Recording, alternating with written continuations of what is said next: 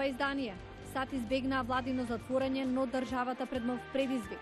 Ке се најде ли декларацијата на Трамп за воредна состојба на границата со Мексико пред суд? Во Македонија пак правно самоубиство по одлуката на Врховниот суд за СЈО. Интервју со професорот Тито Беличанец. Нова технологија 3D срце. Што тоа ќе значи за пациентите и идните операции? Повеќе во продолжение. Останете со нас. Поздрав од Вашингтон, ова е ТВ журналот Ньюсфлеш на гласот на Америка на македонски. Јас сум Милена Ѓоргиевска. Денес е ден на председателите на САД, федерален празник кој се слави од 1879 година и кој официјално е познат како роден ден на Вашингтон. Почнал да се одбележува во чест на Џорџ Вашингтон, првиот председател на САД.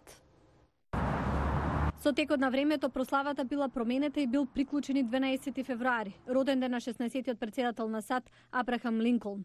Линколн никогаш нема добиен официјален федерален празник во негова чест, иако многу сојузни држави имаат прогласено ден за негово одбележување. Освен со навраќање кон историјата, овој ден се одбележува и со големи попусти во продавниците, а милиони работници и ученици во САД денес имаат слободен ден. Белата куќа застана во одбрана на председателот Доналд Трамп за прогласувањето воредна состојба на границата со Мексико. Во исто време повеќето сојузни држави најавија правни постапки против оваа одлука, додека демократите рекоа дека ќе гласаат против. Советникот на Трамп Стивен Милер во изјава за телевизијата Fox News истакна дека председателот избрал да не ја игнорира кризата. Тој додаде дека постапката на Трамп е за одбрана на границата од нелегална имиграција, што тој ја нарече закана за земјата. Како што истакна Милер, одлуката на Трамп е врз основа на легислатива од 1976 година, со која му се дава право на председателот да донесе ваква одлука. Председателот Трамп денес ке предупреди за опасностите од социјализмот во говор за поддршка на опозицијскиот лидер на Венецуела Хуан Гуаидо, кој сад го признаа како привремен председател на државата. Од Белата куќа вела дека Трамп ке ги изнесе забелешките на Меѓународниот универзитет во Флорида. Во меѓувреме, 3 американски воени транспортни авиони, натоварени со хуманитарна помош за Венецуела, во саботата слетаа во Колумбија, со тони храна и лекови кои чекаат да ја поминат границата. А во продолжение интервју со професорот Тито Беличанец, кој смета дека одлуката на Врховниот суд за СЈО е правно самоубиство. Еве што точно рече. Мики Трајковски разговараше со него. Професор Беличанец, како ја оценувате одлуката на Врховниот суд, специјалното јавно обвинителство да не може да покренува обвиненија после истекот од рокот од 18 месеци? Ако Врховниот суд имаше забелешки, како што сега практично ги изнесе, тоа требаше да го направи барем пред година дена. Врховниот суд е, знаете, капата на правдата.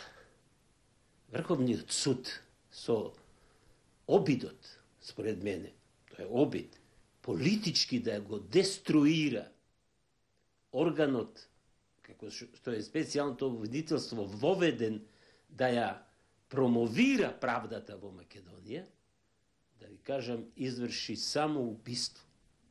Правно самоубиство. Сигурен сум дека собранието ќе најде начин преку толкување или измена и дополнување на законот за обвинителството да го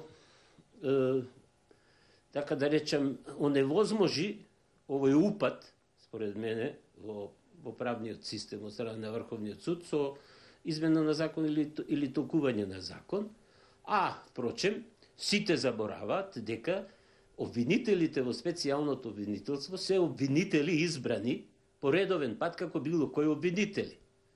И можат истите тие случаи, значи ги водат овластени обвинители, и истите тие случаи да ги превземе редовното обвинителство и да продолжи судењето. Не може да се смета тој рок од денот кога специјалното јавно обвинителство ги превзел физички снимките. Туку рокот се засметува од кога специјалното јавно обвинителство го истражило случајот, поднело барање пред судот. Ваше мислење како СЈО треба да се позиционира во иднина со оглед на се погласните коментари во јавност околу неговата иднина? СЈО, според мене, треба да ја задржи самостојноста. во сега што ја има. Но, бидејќи системот на обвинителството е заснуван на хиерархиска основа, треба на соодветен начин да се вгради во единствениот систем на обвинителство, но да не ја изгуби самостојноста. Бидејќи се уште системот на обвинителството не е очистен, да речам.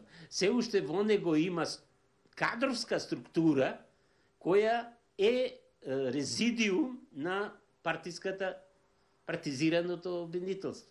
Ви благодарам за интервјуто за Гласот на Америка. Благодарам. Протестите во Франција продолжуваат секоја сабота со барања за повисоки плати, помалку даноци, поголема рамноправност и учество на граѓаните во одлуките на власта. Лиза Брајант јавува од Париз. Нова сабота, нова демонстрација на жолтите елеци. Една по друга недела демонстрантите во Франција и пркосот на полицијата низ цела држава. И не само за викенди.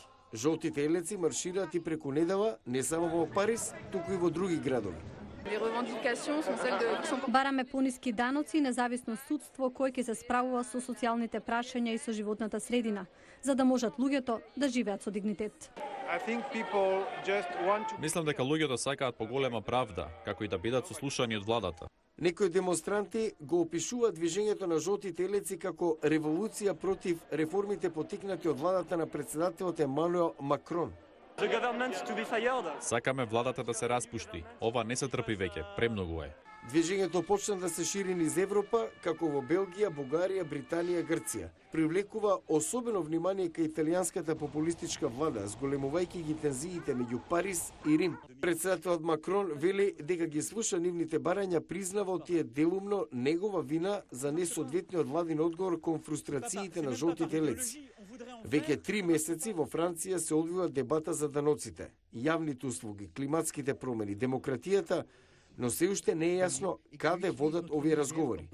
Се споменува референдум, што многумина го гледаат како ризичен потек.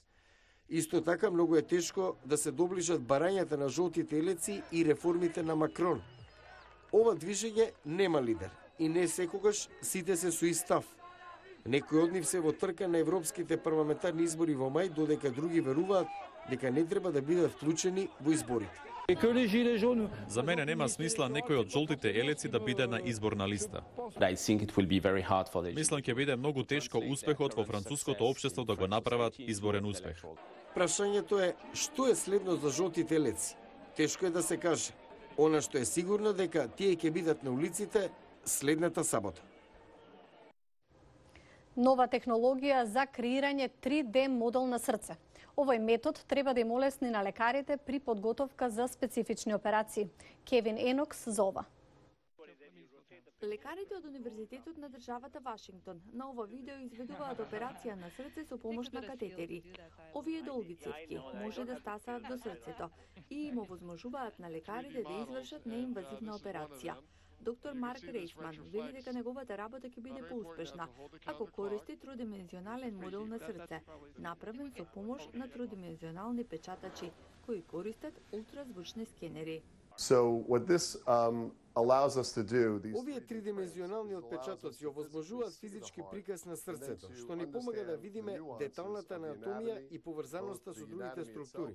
Димитри Левин ги испрати ултразвучните податоци до тридимензионалниот печатач, кој прави презизен модел за неколку часа. Најголема предност е што се штеди време. До сега за тоа треба денови, сега е сведено на часови. Новите студии покажуваат дека поголемиот број на аортни валвуларни операции се прават со катетер, наместо со поопасната операција на отворено срце. Ова беше Ньюсфлеш на Гласот на Америка на македонски. Од мене пријатно.